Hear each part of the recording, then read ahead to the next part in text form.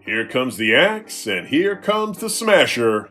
Their demolition, walking disaster. And they absolutely dominated the WWE Tag Team title scene in the late 80s.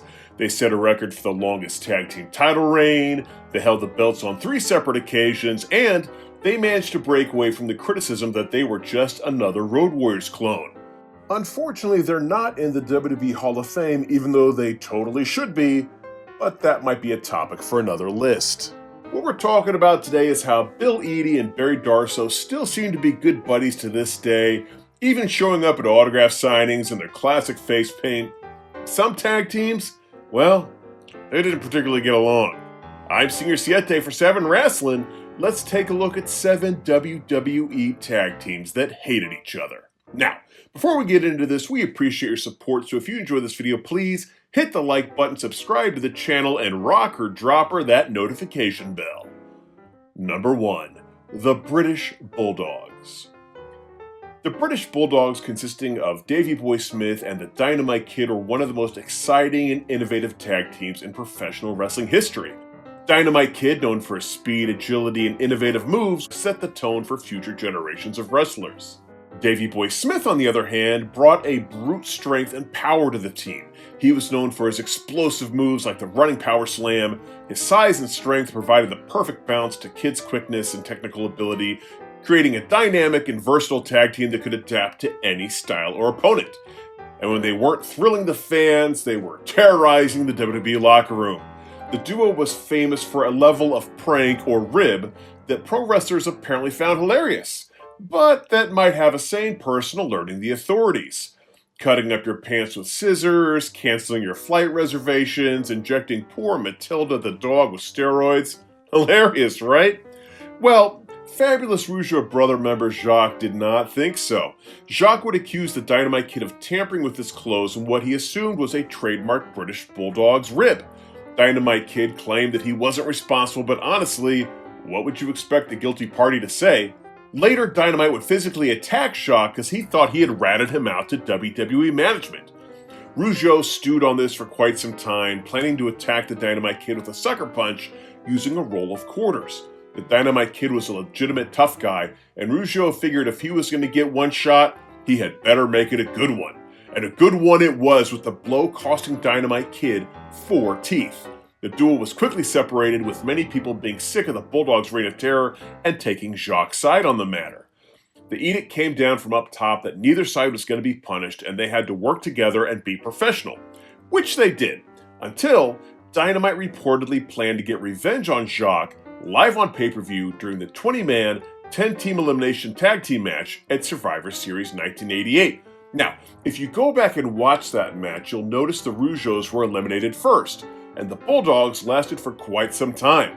This was to give the Rougeaus the opportunity to get dressed and leave the building before the Bulldogs returned to the locker room. As it would turn out, this would be the Dynamite Kid's last match in the WWE. Dynamite and Davey would leave the WWE for Stampede Wrestling and All Japan Pro Wrestling. However, in 1990, Vince McMahon would reach out to the team hoping they would return. Davey Boy would jump at the opportunity, seeing as he was in financial straits at the time, and Dynamite would not be supplied about it, refusing the offer. This caused the rift in the team that would only get worse and worse as time would go on. Davey Boy would tell All Japan that the reason the Bulldogs couldn't compete in the World's Strongest Tag Determination League was because Dynamite had been in a car accident. That simply wasn't true. Dynamite was able to scramble and find a tag team partner to compete, but this nearly cost him a very lucrative booking. Also, World's Strongest Tag Determination League? Whew, that's a badass name. Add that to the fact that Davey Boy's wife, Diana Hart Smith, had trademarked the British Bulldog name, and you had quite a recipe for disaster. In an interview with Wrestling Incorporated, Diana would say, "I did have the wherewithal to trademark the British Bulldog's name, and Dynamite didn't want anything to do with it. I told Tom we were doing this, it would cost this much money. At the time it seemed like a lot, but in hindsight it was well worth it. We would own the name, but he didn't want any part of it." Dynamite has a very different opinion on what happened in this instance, saying that the Smiths did all of this behind his back, and it has cost him tons of money associated with owning such a famous ring name. Fortunately, After years of ill will, the duo was able to patch things up before Davey Boy passed in 2002. And the weirdest thing about this whole story, remember when Jacques Rougeau punched Dynamite Kid in the mouth because he messed with his clothes? Well, Dynamite didn't do it. It was actually Mr. Perfect Kurt Hennig. Ooh, sorry guys. Number 2, Enzo and Big Cass. His name is Enzo Amore, and he is a certified G and a bona fide stud, and you can't teach that. And this right here, this is Big Cass, and he is 7 feet tall, and you can't teach that. Bada boom, realest guys in the room. How you doing? Sorry, couldn't help it. There aren't a lot of wrestling hills I'm prepared to die on, but the fact that Enzo and Big Cass could have had an opening act run that lasted for like a decade has got to be one of them. Just the perfect team to start the show and get the crowd hyped. But alas, the duo was too much trouble for their own good. They were split up in a ridiculous storyline where everyone was trying to figure out who had attacked Enzo backstage, only for it to be revealed to be his buddy Big Cass. Although I will give Enzo credit for mustering up a tear during the reveal. Oof, that is some Emmy-worthy stuff. Their feud ended on the August 21st, 2017 episode of Monday Night Raw in a Brooklyn Street fight that had an unfortunately abrupt ending when Cass tore his ACL. He did his best to continue, but come on, it's a torn ACL. And if Enzo had a dime for every bit of sympathy he had for his buddy suffering a very real injury, well, he'd have 0 dimes. During a Store Horseman podcast, Amore said, "When you get hurt in this business, you finish the match." And I told Cass after the match, Stone Cold took a pile driver and was paralyzed and still got up to take the ugliest schoolboy ever. Triple H tore his quad and was put in the walls of Jericho. So I pick up the fucking chair in Brooklyn. The crowd starts going ape shit, fuck wild. He decides to roll out of the ring and quit. On live fucking TV. It was the most awkward thing ever. And if I'm Vince McMahon and I have WrestleMania, you tear your ACL the first 5 minutes, and we need to go 25, 30 minutes, Vince needs to know if you're going to stick it out. That's the business we're f***ing in.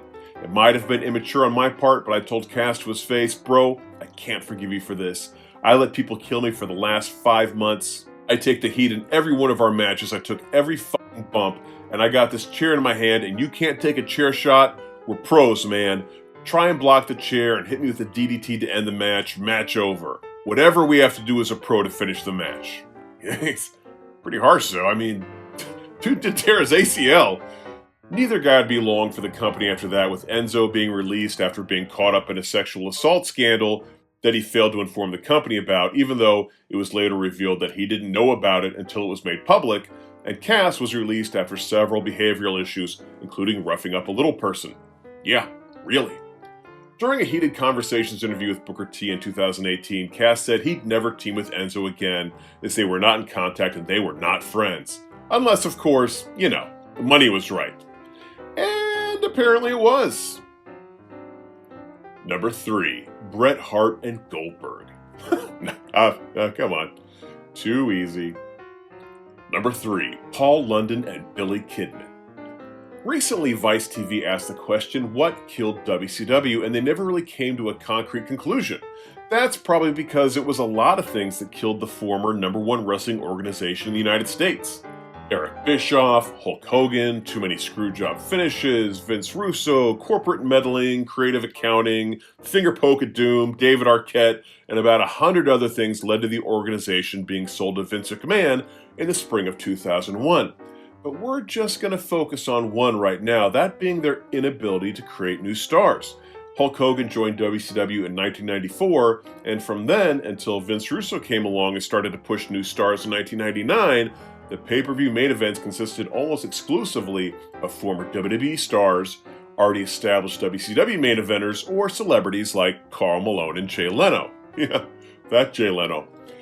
We're, of course, excluding big multi-man matches like Battle Royals or War Games and whatever wackadoodle matches they throw together for the uncensored shows. In fact, Diamond Dallas Page, Goldberg, and The Giant were the only new stars to break through that glass ceiling. This wasn't lost on the wrestling world at the time, as they watched people like Chris Jericho and the Radicals jump ship to the WWE and have a lot more success. When Hogan was asked about WCW's inability to make new stars during a radio show, he mentioned Billy Kidman by name, stating that he couldn't draw flies at a flea market. Ooh, ouch. And this was very weird at the time because Kidman wasn't one of those guys knocking on the main event door the same way that a Raven or a Chris Benoit were. He was the good-looking, talented cruiserweight that had developed a pretty devoted fan base, but wasn't quite at that level. A modern-day equivalent might be if Cody Rhodes started talking trash about R-Truth. Oh wait, that happens all the time. Anyhow, when Bischoff and Russo were brought back in charge of WCW in 2000, they launched the ill-fated New Blood vs. Billionaires Club feud, where the undercard talent who were being held back would battle with the established main eventers. This did not work. First of all, odds are the reason most people tuned in was to see these main eventers, so it seemed odd to root for the New Blood even though they were the underdogs. And second, the finishes to all of these matches were so screwy that they didn't really elevate anyone. Case in point was when Kidman, who at that point was just a talented cruiserweight, called out the person who was arguably the most famous wrestler of all time, Hulk Hogan. Just didn't click. I mean, look at the size difference. Now, don't get me wrong, that can work when both guys are playing ball. Undertaker and Rey Mysterio had a ridiculous size difference and still put on amazing matches. But Kidman sold every Hogan punch like it was a nuclear bomb, while Hogan would brush off Kidman's offense pretty easily. Kidman would get a visual pin on Hogan, but only after Eric Bischoff turned on Hogan and lightly bopped him with a steel chair. It was bad. But hey, even if he ended up looking like a total loser, Kidman did have 2 pay-per-view matches against Hulk Hogan, and that's no small deal. So, when the WWE pitched him the idea of being a tag team with Paul London, Kidman apparently thought he was too good to be paired with a newcomer. I don't know. This team makes a lot of sense to me. Fun, high-flying tag teams do pretty well in this company. London would have a ton of success laid with Brian Kendrick, and in this instance, London could learn a lot about the business from someone like Kidman, who had clearly seen and done a lot of things. The duo would win the SmackDown Tag Team titles on July 8, 2004, besting the Dudley Boys. London would claim that he looked up to Kidman before they started working together, but he lost respect for him when he learned that he was talking trash behind his back. London's belief was that a tag team should have each other's backs. They win together, they lose together, but Kidman didn't have very much respect for him and treated him as such. London would also call Kidman Fat Scott Bale, which, well, that's mean. Number 4, the CanAm Connection. Very much in the same vein as what happened with Billy Kidman and Paul London, we have the 80s tag team known as the CanAm Connection. The duo made up of Rick Martel and Tom Zenk were known for their athleticism, charisma, and solid in-ring skills, bringing a high-energy style to the WWF's tag team division. However, before making their debut, Martel was a much more prominent talent, having been a former AWA World Champion. The team debuted in 1986 and quickly gained popularity with the WWF audience thanks to their good looks and impressive wrestling ability. It is believed that the tag team was going to lead the division as the top babyface pairing, but that wasn't to be, as Zenk would leave the company in 1987 over a pay dispute. Adding credence to this theory that McMahon had very high hopes for the CanAm Connection is the fact that Martel would quickly transition into a tag team with Tito Santana, known as the Strike Force, and they would go on to claim the tag team titles from the Hart Foundation. Now, the pay dispute that caused Zenk to leave the company is what would cause the rift between the Connection, with Zenk accusing Martel of trying to get a pay raise that was 3 times the amount Zenk was making. In the book Mad Dogs, Midgets, and Screwjobs, the untold story of how Montreal shaped the world of pro wrestling, Martel would say, "Ever since I had been fired by Jim Barnett, I decided not to discuss money matters with other wrestlers. I did the same thing with Tom. He put it in his head, or some other people put in his head, that I made more than him. But as far as Vince was concerned, if you were in a tag team, you were in the same amount of money." Martel would also go on to say that he had negotiated the deal to bring them into the WWE and that he often had to act as a babysitter to Zenk, who he believed had a bad attitude. Zenk would have this to say on his personal website, tomzenk.net. "He lied to me about his age, he lied about money. When I asked him, 'What did you make last week?' he couldn't look you in the eye. He was making $6,000 a week in Japan, while I was making $2,500 as his partner." Rick conducted the negotiations with McMahon in the US while I was working in Montreal. We signed separate contracts. I signed in Montreal. Rick would never let me see his copy of his contract. He didn't tell me any details of the negotiations, and I never got to speak with McMahon himself. In fact, Rick blocked me every time I said I wanted to speak to Vince. So I'd say, yes, he deceived me purposefully. As far as I'm concerned, I was totally honest with him, and it was he who broke the trust between us. It was ultimately Rick, with his greed, who split the CanAm Connection. Number 5. Animal and Heiden. In the 1980s, there was a tag team known as the Road Warriors that was so iconic, they were just being ripped off right and left. Other tag teams would do knockoffs of their gimmicks. Most wrestling arcade games would have some kind of imitation of the duo.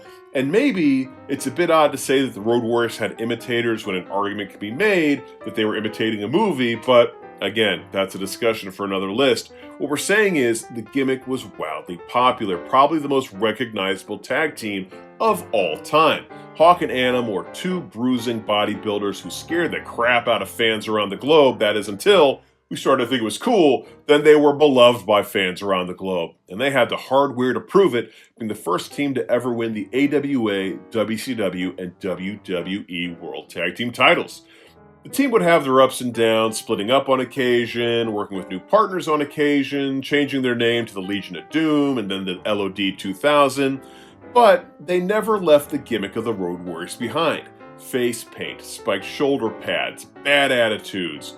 Road Warrior Hawk would pass away in October of 2003, and as a way to honor his legacy, the WWE wanted to give Animal another run as a Road Warrior, which sounded nice until they partnered him up with Heiden, the same guy who had this endearing moment with Michael Cole in the restroom. Gross. Heiden would don the makeup and the shoulder pads, but didn't take on a cool Legion of Doom-esque name like when Kensuke Sasaki would become Power Warrior or Darren Drozdov became Puke. The team was short-lived, which was fine by Animal, as he didn't think Heiden respected how much work went into making this gimmick successful. He'd even say that Bob Holly was jealous because he wanted the spot. This Bob Holly? Spark plug! Also, there was a matter of $5,000 that Heiden loaned to Animal earlier in their pairing that seemed to hang over the duo like a storm cloud. According to Heiden, that amount of money was never paid back in full. Heiden also accused Animal of embellishing stories about drug use and his inability to handle the schedule that would eventually lead to Heiden being released. At any rate, this seems like a tale of the Office trying to shoehorn two talents together, and they just couldn't get on the same page. Number 6. The Rockers. You've heard us expound the virtues of the late 80s, early 90s Saturday Night's main events before. It was awesome. Hulk Hogan, Randy Savage, The Ultimate Warrior, Andre the Giant, these were special times for 80s kids, and after the big matches happened, we'd get treated to a banger tag team match featuring Demolition, the Hart Foundation, the Brainbusters, or the Rockers. It was truly one of the best times ever for tag team wrestling in the WWE. All the teams we mentioned before would go on to hold the WWE tag team titles, that is, except for the Rockers. Well, kinda.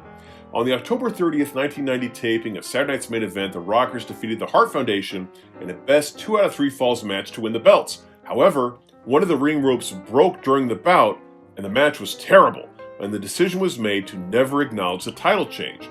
The hope was to record the bout at a later date, but that date never came as it was decided to keep the belts on the Harts for the time being and have them eventually lose them to the Nasty Boys at WrestleMania 7. Maybe Shawn Michaels getting screwed out of his first WWE title reign was poetic, seeing as how many times he'd go on to forfeit belts in the future. When the Rockers weren't rocking and rolling and strutting and strolling, they were famous for partying. And one night, Roddy Piper decided to stir the pot between the duo, saying how much of a star he thought Shawn Michaels would be once he broke away from the tag team. This caused Shawn Michaels and Marty Jannetty to come to blows to the degree that they were being taken away by the local police. Story goes that Randy Savage was able to convince the officers that this was all just practice for a future match, and after Macho Man signed a few autographs, they let Shawn and Marty go. The writing was on the wall for these two, and in his book Heartbreak and Triumph, Shawn Michaels tells the story about what initially started the breakup of the Rockers, which started with, of all things, a dispute over a payment for a Wheaties box photo shoot. Although I haven't been able to find any evidence of a WWE Wheaties promotion for that era, it's possible he meant WWE Superstar cereal. At any rate, after learning that Road Warrior Animal was getting $5,000 and Shawn and Marty were only getting $2,500, whoa!